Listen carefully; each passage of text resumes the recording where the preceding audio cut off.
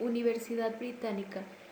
Recopilación de autores del siglo XVII y XVIII. Trabajo presentado por Yesenia de Lourdes González Martínez, profesor Víctor Manuel Guadarrama Cedillo. Octubre 2019. Recopilación de autores del siglo XVII y XVIII. La educación y la pedagogía a lo largo de la historia en cada época a determinadas características ha evolucionado de forma notoria.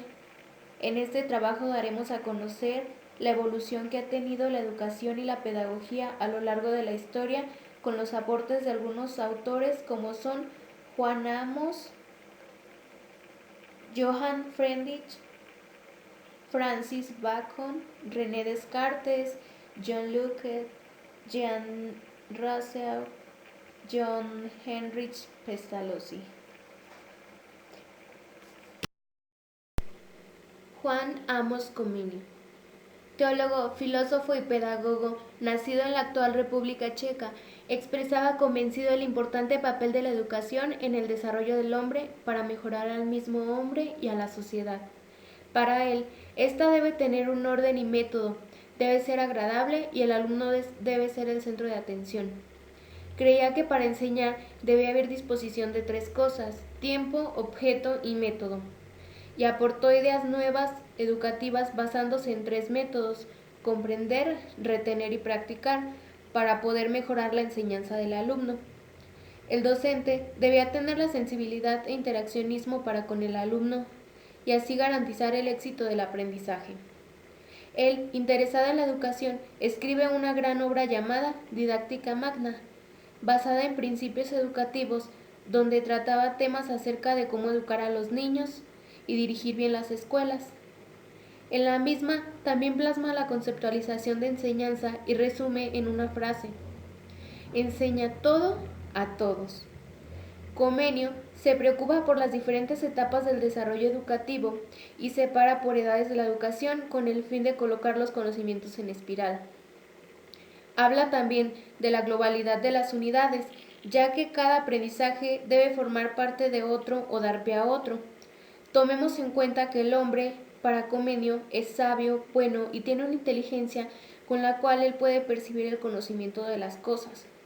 Por esto, tenemos un esquema del universo y estamos dotados de sentido, porque siempre estamos en la búsqueda constante de aprender para llegar a una perfección y a ser felices. La formación de la persona debe dar en la infancia, porque es el momento en el que el individuo aún no tiene bien estructurados los roles que le marca la comunidad. En la adolescencia es donde más se debe hacer énfasis, ya que ahí es cuando se reafirman los conocimientos de la etapa anterior. Depende de los padres que los individuos tengan, es la educación que estos van a recibir frente a la sociedad. Los maestros son los principales moderadores para dicha formación. Por esto, todos los hombres deben ser bien preparados y educados en su vocación. Comenio decía: el hombre es la criatura postrera, la más absoluta, la más excelente de todas las criaturas. Lo principal era que el hombre se considera a sí mismo como criatura de Dios, ya que se plantea que está hecho a su imagen y semejanza, y con esto da un panorama de lo dichoso que puede ser encontrarse en esta vida. Para Comenio, había que inculcar las buenas costumbres y el arte de formar estas costumbres. Para él, todas las virtudes deben ser enseñadas en primer lugar. Se debe enseñar la prudencia, la templanza, la fortaleza y la justicia. Estas se aprenden del espíritu y es necesaria la disciplina para prevenir las malas costumbres. La piedad es un don de Dios que viene del cielo, considerado doctor y maestro de ella. Según Comenio, la disciplina más rigurosa no debe emplearse con motivo de los estudios, sino para la corrección de las costumbres que se hablan anteriormente. Para este hombre, el único modo que el individuo tiene para ser un hombre genérico y logre alcanzar la perfección es que no quede hombre sin llegar al saber erudito, el saber sabio, y es la escuela el vehículo por excelencia que estas condiciones históricas y tecnológicas puedan transmitirlo. A través de sus obras desarrolló un método didáctico, inició los textos ilustrados para niños con figuras, animales y acciones graduadas de fácil a difícil para que el alumno pudiera entender con mayor facilidad.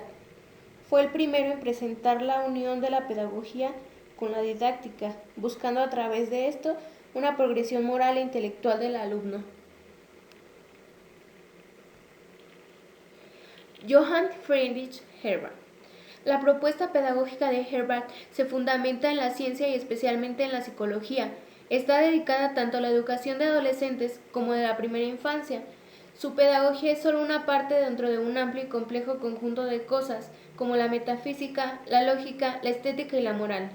La educación se construye sobre el espíritu y no sobre los sentimientos transitorios. Su propuesta fue concebida para aplicar al ámbito de la educación particular y no al de la educación pública. Criticó duramente la educación uniforme a niños muy desiguales, moral e intelectualmente de las escuelas públicas. Entendió la educación como un proceso de instrucción moral, donde el principal resultado es moldear los deseos y voluntad de las personas. Herbart hace de la pedagogía una disciplina sistemática de base científica apoyada en la psicología por una parte, de la que obtiene los medios, y en la ética por otra, de la que obtiene los fines. Una de las principales aportaciones de Herbart se dio en el campo de la psicofísica. Propone la existencia de un umbral mínimo para los estímulos, término que designa la mínima intensidad que un estímulo debe tener para ser perceptible. Tenía una concepción de la educación íntimamente vinculada con la enseñanza de la moral. La cultura moral que forma la voluntad es considerada más importante que la cultura intelectual. Estableció una jerarquía de intereses donde el punto más alto se alcanza cuando el alumno genera interés religioso, libertad, autonomía, alta moral y virtuoso. Concebía al maestro ideal como una fuerte carga carismática. Enfatizó que el docente debía tener una personalidad adecuada para generar el interés del aprendizaje. El docente y su carisma son pieza central de la propuesta pedagógica de este autor, tan central que consideró al educador como artista, que tiene como misión educar al ser íntimo del niño. Parte del supuesto de que el espíritu humano son tablas rasas sin contenido alguno que debe ser llenado a partir del proceso de la enseñanza. La principal función de la educación dentro de una sociedad es la adquisición de ideas por parte de los alumnos. La idea clave de su pedagogía es que la instrucción es la base de la educación. No le interesó que la educación fortaleciera la democracia ni la cultura política. Su interés estaba en formar personas y no tanto ciudadanos.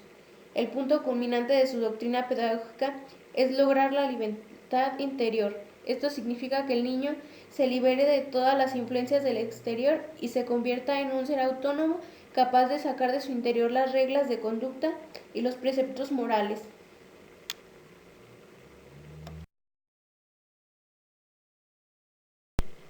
Francis Bacon. Bacon concibe la educación como un hecho empírico, enfatiza el rol de la experiencia, especialmente la percepción sensorial, en la formación de ideas.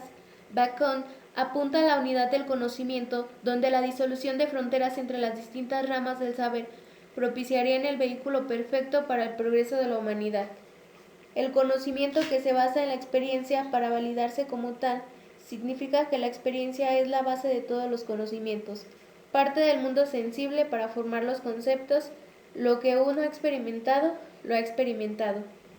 Es requerimiento fundamental del método científico que todas las hipótesis y teorías deben ser probadas mediante la observación del mundo natural, restando la importancia al raciocinio o priori, la intuición o la revelación. Bacon además insistía en que el conocimiento científico no solo se conduce a la sabiduría, sino también al poder. Pensaba que la mejor ciencia es la que se institucionaliza, se desarrolla por grupos de investigadores y no la que permanece privada como resultado de la labor del individuo aislados.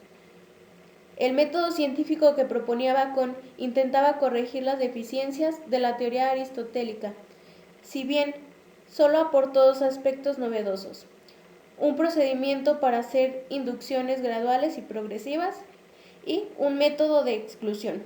Así, señalaba que lo primero que se ha de hacer es recopilar una serie de historias naturales y experimentales y hasta no contar con información empírica, no se ha de dar el siguiente paso. Esto es comenzar a eliminar algunas posibilidades. Concibe la educación como un proceso que realiza en la interacción con otros, no como procesos que se mantienen privado y que es realizado por individuos aislados, resaltando el aprendizaje social.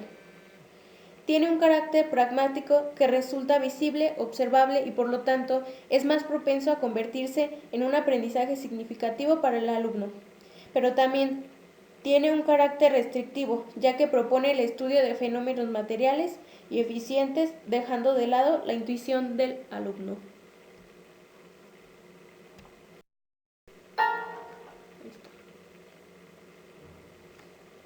René Descartes fue una figura con plena confianza en la razón y siempre consideró que todo ser humano era capaz de alcanzar las mayores virtudes. Según sus ideas, nadie debe confiar en lo que le dicen sin exigir fundamento de ello o sin cuestionar sus propios razonamientos. Así, podemos ver que Descartes no creía en los conocimientos ya impuestos, sino en todo aquello que le ofrecían para ser objeto de su análisis. Eliminó todas aquellas enseñanzas que le habían inculcado en la escuela, sobre todo las vinculadas a la moral y a la religión. Descartes sostenía que el aprendizaje puede darse en torno a un método que permita descartar las falsedades para quedarse con las verdades, analizando la realidad y descomprimiéndola para llegar a una síntesis de esa realidad. Desconfiaba entonces del conocimiento brindado por la educación formada en las escuelas y universidades. Por sus condiciones filosóficas, logró distinguir el cuerpo de la mente como dos sustancias bien diferenciadas. Consideraba que se podía pensar de manera independiente en lo corpóreo y perecedero. Para él, el alma es inmortal y muy diferente del cuerpo. Para Descartes, la unión entre ambos solo se da por la glándula pineal que se encuentra en el cerebro, la cual permite generar pasiones entre cuerpo y alma. John Locke. Él defendía a la nueva burguesía bajo todas sus formas, los industriales contra las clases obreras y los indigentes y los usureros comerciantes contra los usureros al antiguo estilo, los aristócratas de las finanzas contra los deudores al Estado, y que en una obra especial había demostrado que la inteligencia burguesa es humana normal. Locke siempre estuvo relacionado con el entorno educativo, quizá por ello se preocupó por la filosofía. Concluyendo dos ideas básicas, el conocimiento tiene por materia las ideas y la educación es lo único capaz de formarte provocando las diferencias sociales. Esta segunda reflexión no implica que Locke, como muchos han defendido, proponga una educación universal. Es más, sus teorías son todo lo contrario, ya que considera que el conocimiento debe quedar limitado a quienes tienen tiempo libre para aprovecharlo y la educación debe estar al servicio de los ciudadanos. Por ejemplo, todos deben aprender a escribir y hacer cuentas adecuadamente. Sin embargo, solo las clases altas se construyen en las ciencias frente al trabajador que debe desempeñar correctamente habilidades mecánicas. Por lo tanto, sus reflexiones pedagógicas están dirigidas al gentleman inglés, entendido como un caballero que se protege de la vida y la libertad y conduce los asuntos de la nación.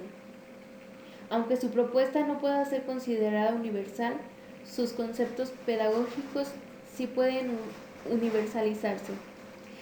En este sentido, destaca su aversión al castigo y su enfrentamiento a los ideales renacentistas, frente al concepto que actualmente entenderíamos en la frase "la letra con sangre entra". Locke propone disciplina y severidad para conseguir unas costumbres éticas en el estudiante, al que se castigará con la vara en raras ocasiones, solo después de que el discurso razonado terminase en fracaso. Por otro lado, el empirista inglés no está de acuerdo con la herencia educativa renacentista que propone la recuperación de la cultura clásica y una formación basada en el latín, la lógica, la retórica y la gramática. Locke reivindica que un joven caballero viese estas reglas por los sistemas más cortos que se pueda encontrar, sin dedicarse mucho tiempo a examinar y a estudiar estas clases de formalidades. Con estas ideas nacen pensamientos sobre la educación, un libro que no cumple con una estructura tradicional, ya que en esencia no son una serie de cartas tan largas que pueden parecer el borrador de un libro, enviadas a partir de 1684 a Edward Clarke, quien pidió consejo a su amigo Luke para educar a su hijo. No obstante, hasta 1693 no se decidió a publicar el tratado y lo hizo de modo anónimo atendiendo a los ruegos de sus amigos. Su publicación tuvo mucho éxito, como demuestran 5 reediciones que se hicieron antes de la muerte de John Luke, aunque en sus revisiones siempre mantuvo la estructura de cartas y un lenguaje amigable y familiar. Luke advierte en el prefacio del libro que solo se trataba de una serie de cartas recopiladas. Este estilo de escribir le permite ser más directo y que los lectores lo vean como un amigo.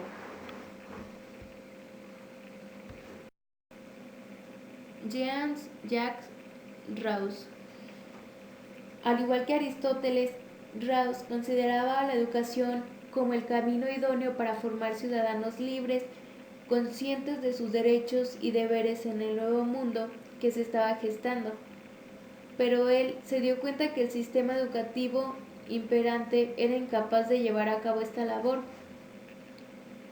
4 grandes principios psicológicos informan la doctrina pedagógica de Rousseau. La naturaleza ha fijado las etapas necesarias del desenvolvimiento corporal y anímico del educando.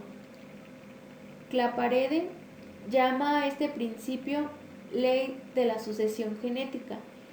El ejercicio de las funciones en una etapa de la vida afirma y prepara el advenimiento y manifiesta de las funciones ulteriores, que es la ley del ejercicio genético funcional. La acción natural es aquella que tiende a satisfacer el interés o la necesidad del momento. Rousseau ha comprendido admirablemente que la acción, incluso, da la impresión de ser desinteresada, viene a satisfacer una necesidad o un interés funcional. Cada individuo difiere más o menos en relación de los caracteres físicos y psíquicos de los demás individuos. Los principales postulados de Rousseau son que la educación debe centrarse más en el niño y menos en el adulto, que es importante estimular el deseo de aprender.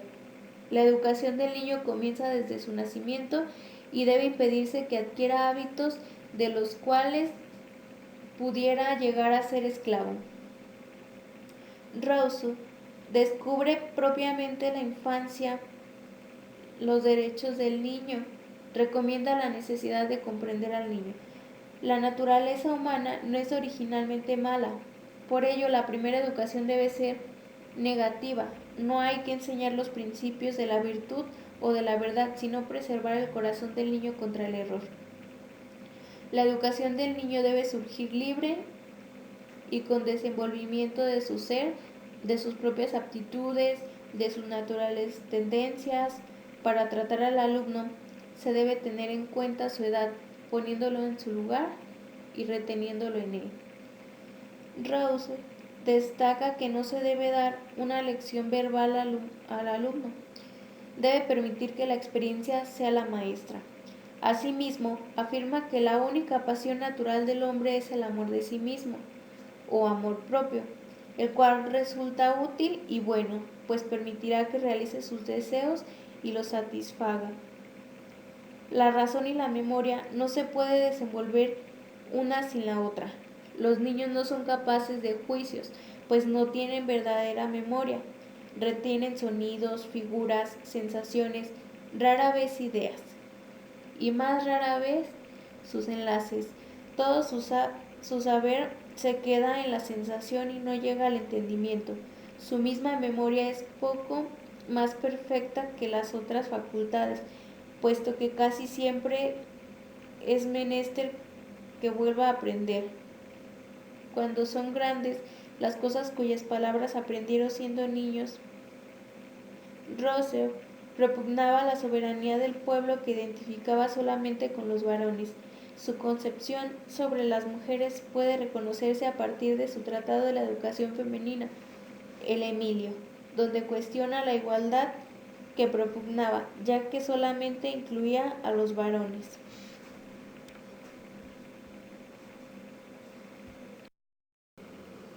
Johann Henry Pestalozzi. Este define la educación como el arte de guiar al niño en casa o en la escuela con cuidado, amor y valores para que sea capaz de adaptarse a la sociedad. Las ideas pedagógicas de este autor son implementadas en la escuela activa o constructivista. Pestalozzi explica que los niños deben aprender explorando, teniendo contacto con el mundo natural y experimentando. Esto traerá un aprendizaje significativo. Pestalozzi usaba la observación en todo. No solo se enfocaba en que los niños adquirieran un conocimiento, sino se impregnaran de la cultura y la vida práctica para que se lograran adaptar a la vida social. Consideraba que la madre y los alumnos deben encontrar en el maestro un guía. Para este humanista, la familia se debe involucrar en el aprendizaje del niño. Su metodología se basa en la intuición, porque consideraba que los niños aprendían a través de sus sentidos.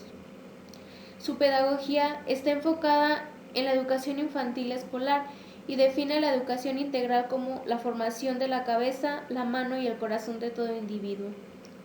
Otros aportes de su metodología a la educación moderna son que fue un renovador de la enseñanza y sucesor de Russell, que se preocupó por los niños pobres porque quería demostrar que ellos también pueden progresar. Establece el trabajo colaborativo como una forma para aprender de los otros. Mencionaba que si el maestro aumentaba la voz en clase como consecuencia, los niños también lo harían, y si la disminuye, ellos también. El método de Pestalozzi se llama orgánico, ya que en ocasiones el docente debe de usar el sentido común, aunque por lo general la praxis lleva a los pequeños de lo simple a lo complejo. Johann Henrich dice no a la memorización. Prioriza la observación, la experimentación, la descripción y la percepción. Los colegios ideales para Pestalozzi eran los que implementaban la metodología de este educador.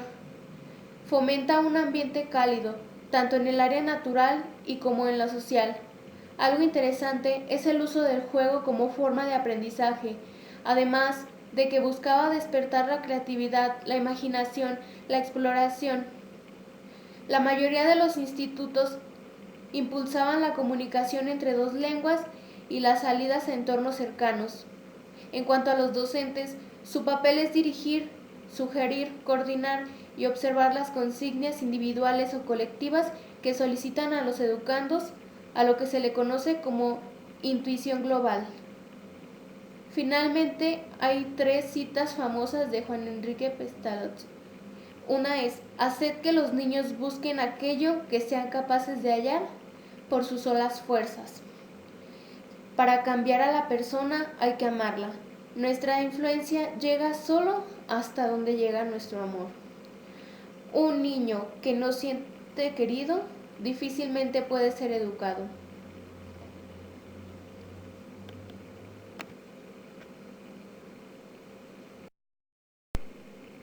Toda la evolución que ha tenido la pedagogía a lo largo de la historia ha conformado lo que es nuestra educación hoy en día. Desde ese punto de vista, es importante conocer de qué forma hemos llegado a lo que hoy conocemos como educación y pedagogía. También es importante en el sentido de que somos nosotros los encargados de mejorar la pedagogía para el futuro, así como lo hicieron estos autores, que la verdad fueron muy buenos aportes, muy importantes e influyeron bastante.